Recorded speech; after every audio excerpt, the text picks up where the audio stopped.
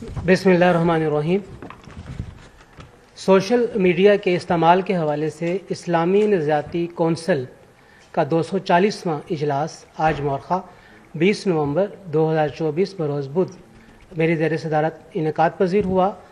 آج کونسل کے درجہ ذیل اراکین نے شرکت کی۔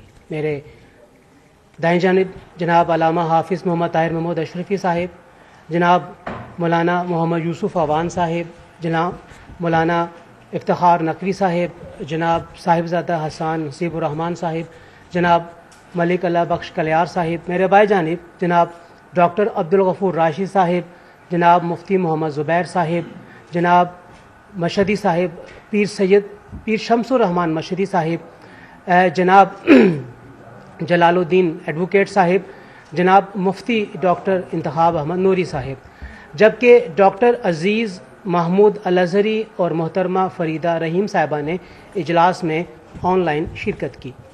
آج کے اجلاس میں شریک تمام اراکین نے حسب ذیل اعلامیے پر اتفاق کیا۔ اعلامیہ: آج کے اجلاس میں کونسل کی سابقہ سفارشات کی خواندگی کی گئی، جس کا تعلق ذرائع ابلاغ عامہ اور اس کے منفی اور مثبت استعمال کے ساتھ تھا، اور ان باتوں پر اتفاق کیا گیا: سوشل میڈیا اپنے خیالات و آراء کے اظہار کا مؤثر ترین ذریعہ ہے۔ اس کو بجا طور پر اچھے اور عمدہ مقاصد کے لیے بھی استعمال کیا جا سکتا ہے، اور منفی اور غلط مقاصد کے لیے بھی اس کا استعمال ممکن ہے۔ ایک مسلمان پر لازم ہے کہ وہ اس کا استعمال اسلامی تعلیمات کی پیروی میں کرے۔ سوشل میڈیا کو اسلامی تعلیمات کے فروغ، اخلاق و کردار کی تعمیر، تعلیم و تربیت کی ترویج و ترقی، تجارتی مقاصد، ملکی امن و سلامتی کے استحکام و دیگر جائز مقاصد کے لیے استعمال کیا جانا چاہیے۔ سوشل میڈیا کو توہین مذہب، گستاخی رسول، جھوٹ، فریب، دھوکہ دہی، غیر اخلاقی مقاصد، بدامنی، فرقہ واریت، انتہا پسندانہ اقدامات و دیگر غیر قانونی و غیر شرعی مقاصد کے فروغ کے لیے استعمال نہیں کرنا چاہیے۔ عمومی مشاہدہ ہے کہ انٹرنیٹ کے استعمال کے دوران مختلف مقاصد کے حصول کے لیے وی پی این ایپ استعمال کی جاتی ہے۔ کوئی وی پی این سافٹ ویئر یا کوئی بھی ایپ بذات خود ناجائز یا غیر شرعی نہیں، بلکہ ان کا درست اور غلط استعمال پر شرعی حکم کا دار و مدار ہوتا ہے۔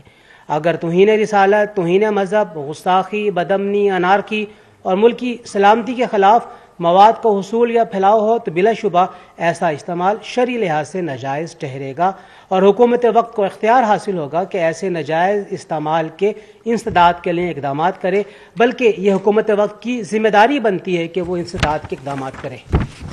اگر وی پی این کے استعمال سے کوئی جائز مقصد حاصل کرنا پیش نظر ہو، جیسا کہ بات چیت کے لیے کسی ایپ کا استعمال، تعلیمی و تجارتی مقاصد کے لیے استعمال درست اور جائز ہوگا۔ اس کے حوالے سے حکومت کے قوانین پہ عمل کرنا چاہیے، جیسا کہ حکومت نے 2010 سے وی پی این کی رجسٹریشن شروع کی ہوئی ہے، لہٰذا رجسٹر وی پی این کے استعمال کو ترجیح دی جائے، غیر رجسٹر وی پی این کے استعمال کرنے سے حتی الامکان اجتناب کیا جائے۔ ایک اسلامی حکومت کی ذمہ داری ہے کہ وہ اپنے شہریوں کے لیے درج بالا جائز مقاصد کے حصول کو آسان بنائے، اور ناجائز مقاصد کے لیے سوشل میڈیا کے استعمال کو روکنے کے لیے اقدامات کرے۔ میڈیا و سوشل میڈیا سے متعلق تمام حکومتی ادارے اس حوالے سے فعال کردار ادا کریں، اور اس سلسلے میں استعمال ہونے والے تمام پلیٹ فارمز اور ایپس کی نگرانی کریں۔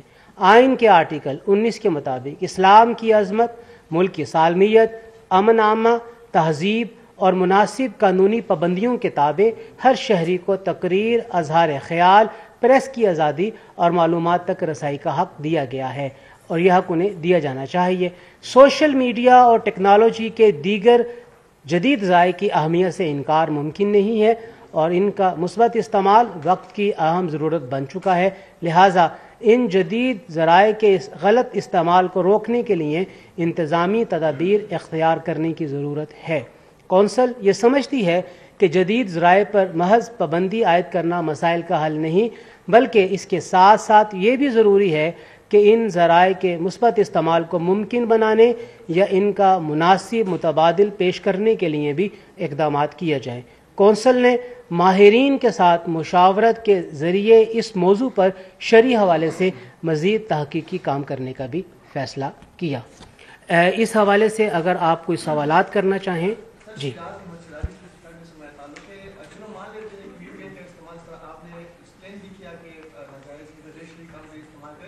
لیکن اس ملک میں ہم دیکھتے ہیں کہ غیر قانونی طور پر لوگوں کو اٹھایا جا رہا ہے، غیر قانونی طور پر 26ویں آئین ترمیم کی منظوری کے لیے جو پارٹی وفاداری ہے وہ تبدیل کی جا رہی ہے، تو اس پر اسلامی نظریاتی کونسل نے اب تک کیوں فتویٰ نہیں دیا؟ کیا یہ وی پی این کے استعمال سے بڑا مسئلہ نہیں ہے؟ اچھا، میں آپ کے علم میں یہ لانا چاہوں گا کہ کونسل کا ایک خاص طریقہ کار اور ڈیکورم ہے کام کرنے کا۔ کونسل نے یہ جو وی پی این کے حوالے سے بات کی ہے، یہ کونسل کے پہلی سفارشات کے اندر موجود ہے، اور بنیادی طور پہ لاہور ہائی کورٹ کے ایک 28 مارچ 2023 کے فیصلے کے نتیجے کے اندر یہ اقدامات کیے گئے۔ ہم ہر اس کام کو دائرہ کار میں لے کر آتے ہیں جسے ایک باقاعدہ قانونی ڈیکورم کے ذریعے ہمارے تک پہنچایا جائے، اور ہم اسی 4 بنیادی طریقہ کار کے اس پابندی سے ہم اپنے آپ کو باہر نہیں نکال سکتے ہیں، جو کہ آئینی طور پہ ہمارے لیے مندرج ہیں آئین میں۔ آرٹیکل 227 سے لے کے آرٹیکل 231 تک آپ اس کو وہاں پہ چیک کر سکتے ہیں۔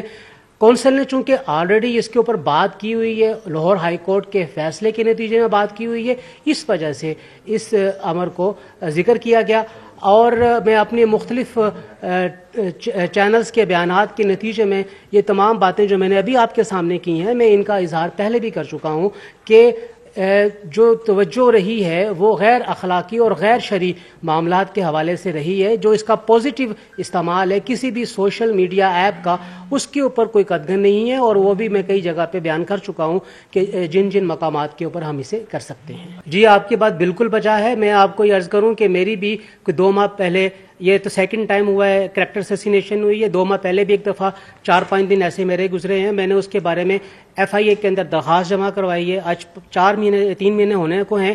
ان 3 مہینوں میں ابھی تک صرف نوٹسز جاری کرنے اور ان کو بلا کے ان سے پوچھنے اور تحقیق کا عمل باقاعدہ نہیں شروع، مقدمہ کا اندراج نہیں ہوا ہے۔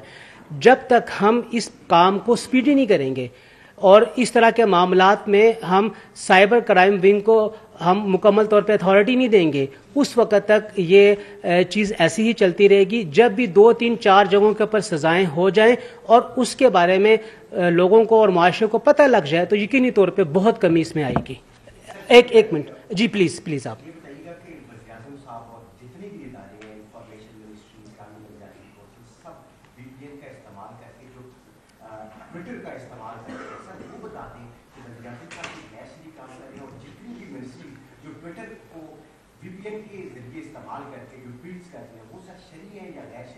دیکھیے، قانونی طور پہ 30 نومبر تک اجازت دی گئی ہے رجسٹر نان رجسٹر وی پی این کو چلانے کی۔ 30 نومبر کے بعد جو کوئی بھی وی پی این نان رجسٹر چلائے گا، حکومت یا PTS کی جو بھی پالیسی بنائے گی اس کے مطابق عمل ہونا چاہیے۔ میری تمام وزراء، عہدیدار، افسران، ان تمام سے میری یہ گزارش ہے کہ اگر اس پالیسی کو انڈورس کیا گیا ہے تو تمام رجسٹر وی پی این کے ذریعے اپنے ٹویٹر اکاؤنٹ کو چلائیں۔ جی پلیز صرف ایک منٹ جی۔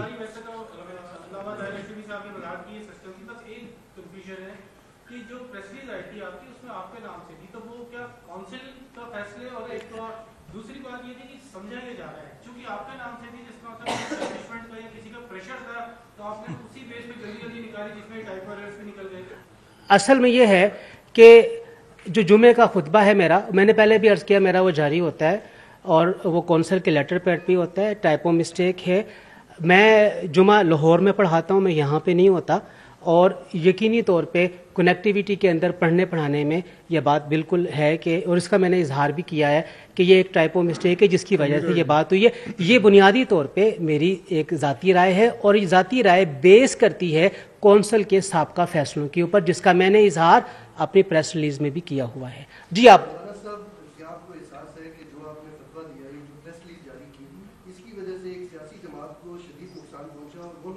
جن کی ایگزسٹنس سوشل میڈیا کے اوپر ہے, گراؤنڈ کے اوپر آپ کو معلوم ہے کہ کس طرح سے ان کے گھروں پہ ریڈ ہو رہے ہیں, ان کو پکڑا جا رہا ہے, جلسے جلوس نہیں کرنے دیے جا رہے, اور جتنی بھی کیمپین ہے وہ سوشل میڈیا کے اوپر چلا رہے ہیں. اور یہ جو ٹائمنگ تھی اس کی وجہ سے ایک خاص سیاسی جماعت کو نقصان ہوا اور آپ اسٹیبلشمنٹ کا اعلیٰ کار کے طور کے اوپر استعمال ہوئے. کیا آپ کو گراؤنڈ ریئلٹیز کا احساس ہے؟ یہ آپ کی رائے ہو سکتی ہے اور آپ اپنی رائے رکھنے کے اندر حق پر جانب ہوں گے, لیکن میں اس کو اس طرح نہیں سمجھتا. جی جزاک اللہ, بہت شکریہ. بہت شکریہ.